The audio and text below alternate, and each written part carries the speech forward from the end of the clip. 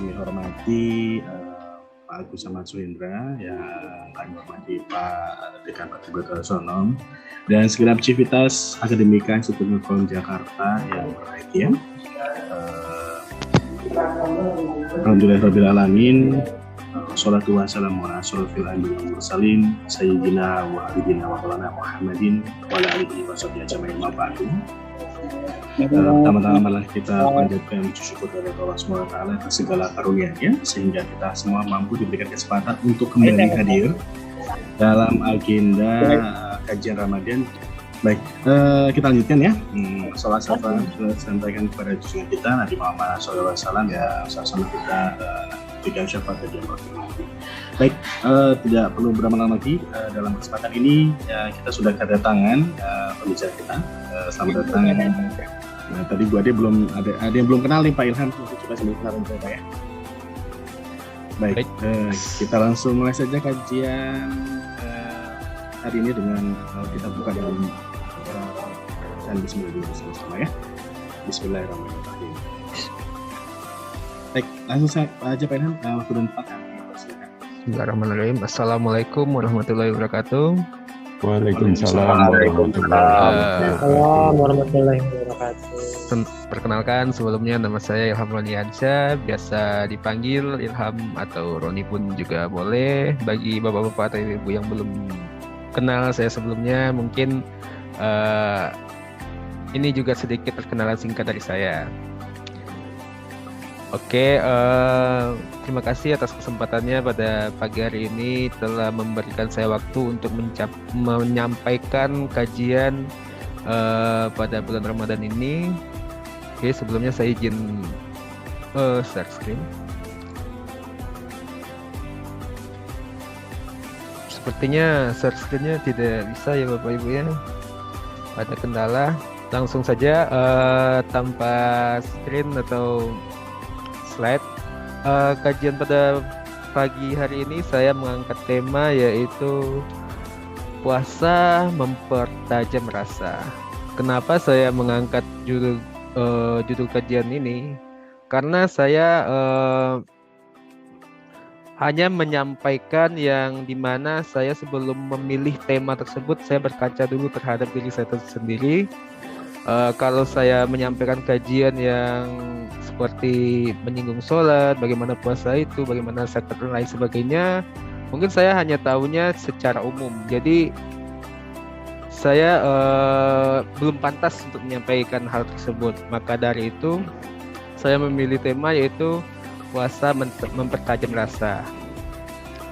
Di mana di sini kita berpuasa itu melatih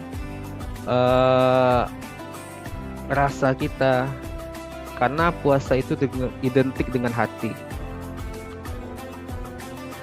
Rasa tersebut juga berkaitan dengan akal atau pikiran kita, di mana apa yang kita lakukan itu berawal dari rasa. Seperti contoh, kita melakukan sesuatu, pasti semua itu kita pertimbangkan bagaimana perasaan kita atau rasa kita dengan apa yang kita lakukan. Contohnya nih, kita merasakan capeknya puasa, panasnya hari. Nah, semua itu bakalan kita ucapkan apabila hal tersebut wajar menurut kita. Jadi kita ucapkan, tetapi sebelum kita ucapkan itu kita pikirkan dulu. Nah, puasa di bulan Ramadan ini itu dituntut untuk mempertajamkan rasa kita, karena di dalam kita berpuasa kita itu harus ikhlas. Ikhlas adalah hal utama di dalam puasa. Karena jika kita melakukan sesuatu tidak dengan rasa ikhlas, maka amalan tersebut kita lakukan sia-sia. Oke, rasa di sini mungkin kita bisa mengambil di ruang lingkup kecilnya itu sebagai perkataan kita. Sebagaimana Rasulullah pernah bersabda, apabila pada suatu hari seseorang di antara engkau berpuasa, maka janganlah bercakap-cakap yang kotor, dan jangan pula bertengkar. Apabila ia dimaki-maki oleh seseorang atau dilawan bermusuhan, maka hendaklah berkata, sesungguhnya saya sedang berpuasa. Nah, itu merupakan sabda dari Rasulullah yang dimana itu menganjurkan kita untuk menjaga lisan kita. Oleh karena itu, puasa itu secara umum mungkin bisa kita simpulkan untuk membersihkan hati. Oke. Di sini saya telah mendapatkan 4 filter untuk bagaimana rasa ini. Nah, yang pertama itu filternya itu benar nggak? Dalam artian apa yang kita lakukan ini benar nggak atau masuk akal nggak gitu? Bisa diterima oleh orang atau enggaknya. Nah, yang kedua yaitu sesuai nggak dengan apa yang sedang kita hadapi. Dan yang ketiga, masuk akal atau enggaknya suatu perbuatan yang kita lakukan. Nah, yang terakhir yaitu apa yang kita ucapkan atau apa yang kita perbuat itu bermanfaat bagi orang lain atau hanya bagi diri sendiri. Oke, mungkin hanya itu kajian singkat yang dapat saya sampaikan. Saya kembalikan lagi kepada Bapak Moderator. Baik, Bapak Ibu, karena waktunya juga masih ada, Mas Ilham bisa lanjut sesi tanya jawab ya. Ya, mungkin tadi sedikit di highlight bahwa tema yang diambil adalah puasa mempertajam rasa ya. Ini jadi identik dengan kayaknya urusan hati gitu ya. Boleh Bapak Ibu silakan kalau memang ada yang ingin menanggapi atau mungkin menambahkan atau bahkan tanya jawab, boleh silakan. Oke, baik. Mungkin kalau itu pertanyaan dari saya dulu ya, Mas Ilham. Panggilannya lagi jadi. Baik. Tadi kalau bicara soal bagaimana memanage hati ya pada saat kita berpuasa. Nah, kira-kira ya apa sih yang perlu dikuatkan dalam manajemen hati pada saat kita dalam kondisi berbahagia, karena kan antara kesedihan, kemarahan dan kebahagiaan itu adalah sebuah ujian gitu kan. Kira-kira apa yang perlu disiapkan dari kita dalam kondisi berbahagia gitu. Mungkin itu sih. Baik, terima kasih atas pertanyaannya dari Mas Ilham, yaitu apa sih yang harus kita persiapkan dari segi hati apabila kita lagi sedang berbahagia gitu ya Mas ya. Oke, dalam segi kita berbahagia, kalau dari segi hati itu yang perlu kita siapkan itu adalah perasaan bagaimana kita sedang bahagia. Jangan sampai kita terlalu merasa terbang atau merasa lebih tinggi dari orang lain yang belum mendapatkan apa yang telah kita dapatkan. Ingat, seperti yang dikatakan orang, roda itu berputar, terkadang kita di atas dan terkadang kita di bawah. Nah, jadi selagi kita bahagia, ingat suatu waktu kita bakalan merasakan di posisi di bawah. Terima kasih. Baik. Tadi Mas Wahyu sudah mulai ngintip-ngintip tuh. Mas Wahyu, boleh Mas Wahyu? Ada yang mau ditanyakan tuh? Baik, terima kasih Mbak atas jawabannya.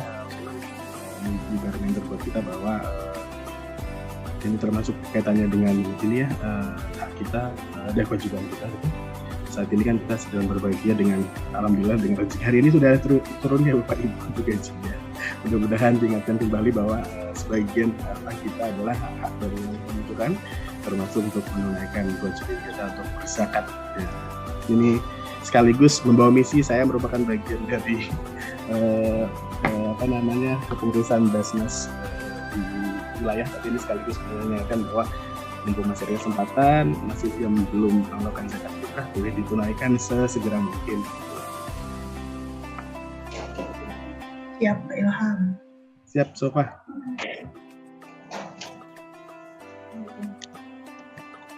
ada lagi mungkin Mas Wahyu tuh sudah siap-siap tentang itu kayak. Silakan Mas Wahyu kalau mau bertanya jangan malu-malu. Ya, mungkin kan waktunya masih ada ya. Ini mungkin Pak Ilham mau ngasih kajian lebih gitu. Ini kan dari Pak Ilham Roni udah, Ilham Windiari belum. Tadi pesan saya sudah saya tambahkan terkait dengan zakat ya Pak. Saya sudah sebutin. Jadi saling melengkapi lah tadi ya. Ini apa? Ya kalau bicara tentang yang ini kayaknya kapasitas saya masih belum. Mungkin kajian berikutnya Insya Allah. Tahun berikutnya Insya Allah gitu. Baik Sofa, kayaknya sepertinya udah cukupkan saja Sofa ya? Cukupkan saja Pak. Oke. Jangan lupa Bapak Ibu besok masih ada kajian-kajian lainnya sampai tanggal 8 April sebagai penutup kajian terakhir. Pak Royan atau Pak Daduk nih, Pak Royan ada apa nih Pak? Silakan. Ada yang mau disampaikan Pak Royan? Masih ada jeda waktu nih beberapa jam lagi. Atau mungkin ada Pak Daduk nih, sudah siap-siap Pak Daduk? Apa topiknya nih?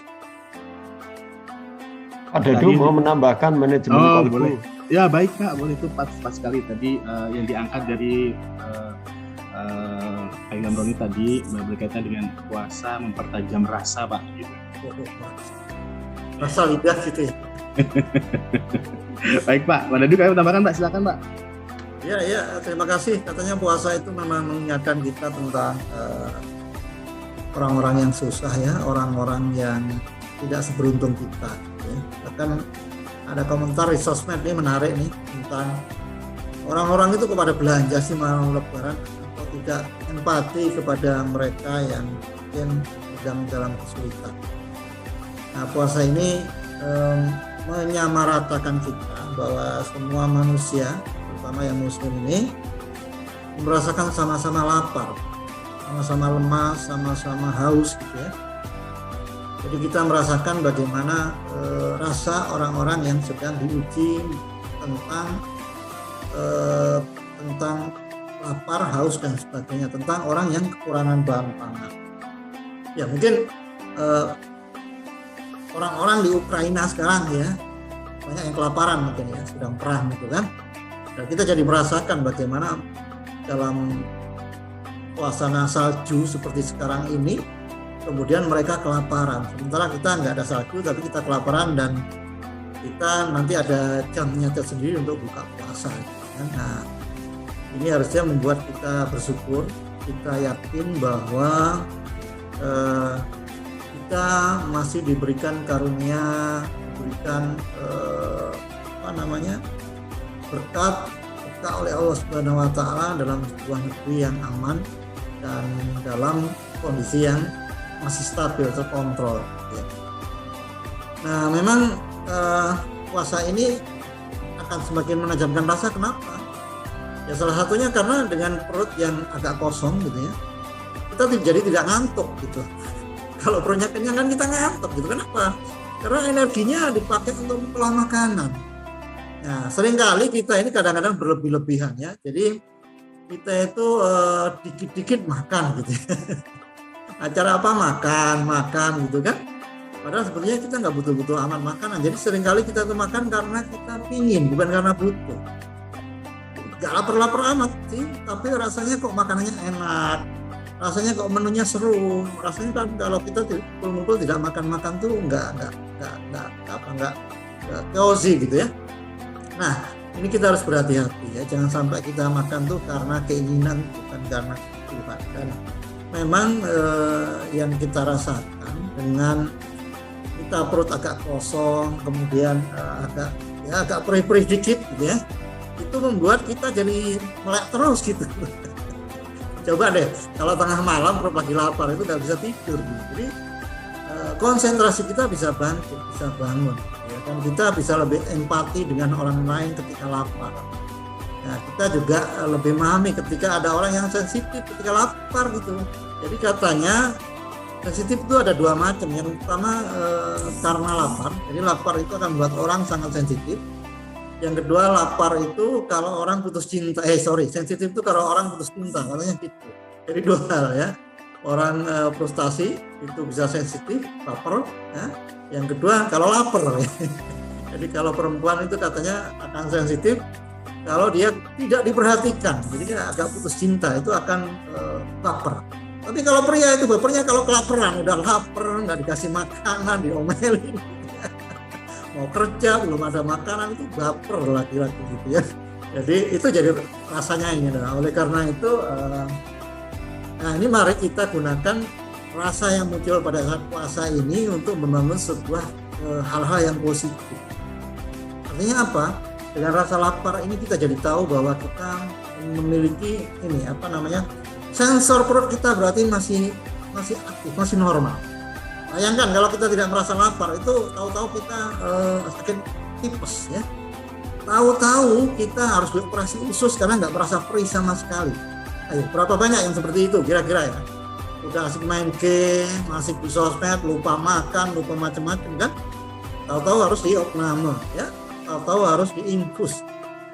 Artinya kalau kita merasa lapar, merasa perih, itu ya berarti masih normal perut kita sebagai manusia. Ya. Oleh karena itu kenapa perlu ada niat itu ya? Niat itu supaya kita tidak ingat-ingat makan terus gitu ya. Supaya kita fokus kalau puasa ya nggak ingat makan, sehingga nggak terlalu perih dalam perut kita. Tapi kalau Anda puasa kemudian ingat terus makanan yang di meja, apalagi ada teman gitu ya, jadi perihnya makin nambah. Nah ini juga cara kita melatih manajemen rasa. Jadi rasa itu harus di-manage. Bahkan kalau perlu dibangun strategic planning tentang rasa. Bagaimana feel kita itu kita rencanakan, kita planningkan, sehingga kita bisa mengkondisikan seperti apapun keadaan kita itu tetap good feel gitu ya, tetap feel good ya, tetap istilahnya kita tetap always happy. Kenapa? Dalam kondisi puasa aja, saya dulu waktu di Bintal ya, yang sudah merasakan Bintal, saya di Bintal itu waktu itu puasa tahun 97. Puasa saya di Bintal harus 6 balok dan sebagainya, jadi kerasa banget. Tapi dengan hal semacam itu akhirnya saya pribadi bisa merasakan bahwa kalau kita tahan mental, kita merasakan hal yang standar, maksudnya tidak terjadi fluktuasi yang cukup tinggi. Artinya apa? Kita bisa merasakan manisnya kopi pahit itu falsafahnya. Kopi yang pahit aja terasa manis gitu ya. Nah ada teman saya itu yang gak kuat di Bintal, dia langsung minum dari air dari itu bak mandi karena saking hausnya waktu puasa di Bintal. Jadi puasa itu bisa menajamkan rasa karena betul. Jadi namanya topo ya, tanpa upo. Puasa itu tanpa upo. Kalau Anda bertapa, bertopo, maka rasa Anda akan tajam, Anda akan bisa memahami orang lain, bahkan Anda bisa mengetahui sebelum orang itu bicara, Anda sudah bisa tahu apa sebetulnya yang terjadi. Itulah kira-kira puasa itu bisa menajamkan rasa memang betul adanya. Paling tidak kita bisa merasakan orang-orang yang kesulitan makan. Kita bisa merasakan orang-orang yang sedang tidak seberuntung kita. Nah, dengan puasa juga memang telah dicontohkan oleh Rasulullah. Begitu banyak para sahabat itu menjadi orang hebat, mereka menjadi orang-orang yang pilih tanding ya, menang tanpa ngasorake ya, ngluruk tanpa bolo, sugih tanpa bondo, gitu katanya orang Jawa ya. Dengan puasa yang mantap kita bisa mengalahkan tanpa mengerahkan pasukan, kita bisa menundukkan tanpa menyerah. Kenapa? Karena orangnya, hatinya sudah bisa ditundukkan oleh kekuatan spirit atau energi yang muncul dari banyak contohnya ya, dari para wali. Bagaimana Syekh Abdul Qadir Jalani itu bisa melunakkan perampok, Rasulullah bisa menundukkan daksur yang mau menghunuskan ya, bisa ditundukkan karena ketajaman rasa. Jadi ada ilmu rasa ya, ilmu pikiran, ilmu rasa, dan ada ilmu jiwa yang harus kita perkuat, dan puasa akan memperkuat ilmu rasa tersebut. Mungkin ya kalau dilatih akan semakin tajam, kita akan tahu hal-hal yang mungkin orang lain nggak tahu ya. Contohnya gini, katanya itu binatang itu mengetahui isyarat-isyarat alam. Rasulullah itu bisa tahu benda-benda itu berpikir kepada Allah Subhanahu wa Ta'ala, karena Rasulullah itu rasanya tajam. Pada saat ada namanya sebongkah kayu itu biasanya dipakai untuk khotbah oleh Rasulullah. namanya kayu jut namanya. Suatu saat Rasulullah mimbarnya diganti oleh kayu yang lebih bagus. Apa yang terjadi? Kayu yang diistirahatkan tadi itu mereka menangis karena tidak dipergunakan lagi oleh Rasulullah, dan Rasulullah mendengar itu. Jadi ketajaman rasa akan terjadi manakala kita memang menginternalisasi agama, termasuk soal puasa ini. Ketajaman itu akan terjadi. Ibaratnya apa? Wama romaita gitulah. Sesungguhnya bukan kalian yang melempar batu itu, tapi Allah lah yang melempar batu. Ketika batin kita selalu terkonek dengan Allah, karena kita selalu mendalami atau menerapkan puasa itu. Puasa itu akan menajamkan batin kita, dan kita akan selalu mendapatkan riayah dari Allah Subhanahu wa taala, sehingga Allah akan selalu memberikan nasrunya, ya, ma'iyatullah. Kita akan dijaga oleh Allah Subhanahu wa taala. Itulah kira-kira rasa yang tajam akan menuntut kita terhindar dari hal-hal yang akan membahayakan kita. Kita akan terhindar dari berbagai macam jebakan-jebakan yang akan mencelakakan kita. Nah, itu nggak bisa dijelaskan dengan logika. Ada hal yang gaib. Alladzina amanu dzalikal kitabul la raiba hudal barang siapa orang-orang yang percaya dengan hal yang gaib, kan? Alladzina yu'minuna bil ghaib, kan gitu. Nah, memang ada rasa itu akibat puasa, kita bisa tahu hal yang gaib, ya, tapi nggak bisa diceritakan secara logika, gitu ya. Tapi yang gaib itu ada. Oleh karena itu ada Rasulullah itu, karena Rasulullah itu menyampaikan hal-hal yang gaib yang logika kita tidak nyampe. Kalau logika kita nyampe, nggak perlu ada Rasulullah. Karena agama itu sangat luar biasa, Allah itu maha besar, perlu disampaikan oleh orang yang memang adalah kekasih Allah, yaitu Rasulullah. Sehingga apa yang diperintahkan oleh Allah itu nyampe kepada manusia melalui perantaranya, yaitu Rasulullah. Dan Rasulullah memiliki rasa yang sangat tajam, sehingga bisa membawa Islam menyebar seluruh dunia. Mungkin itu tambahannya. Nanti ada kurangan, ada bagi, ada akar segala nanti. Terima kasih Mas Ilham. Baik, terima kasih banyak Pak Dado. Baik Bapak Ibu, mungkin kita cukup saja ya pertemuan kita pada siang hari ini. Mengucapkan alhamdulillahirobbilalamin. Kajian Ramadan dalam kesempatan ini kita cukupkan saja ya. Atas nama segenap tim yang bertugas mengucapkan terima kasih banyak atas partisipasi Bapak Ibu sekalian, dan mohon maaf bila banyak kekurangan. Kita akhiri wabillahi taufiq wal hidayah. Wassalamualaikum warahmatullahi wabarakatuh. Waalaikumsalam warahmatullahi wabarakatuh. Terima kasih Pak Roni, Pak Roni. Terima kasih. Assalamualaikum warahmatullahi wabarakatuh.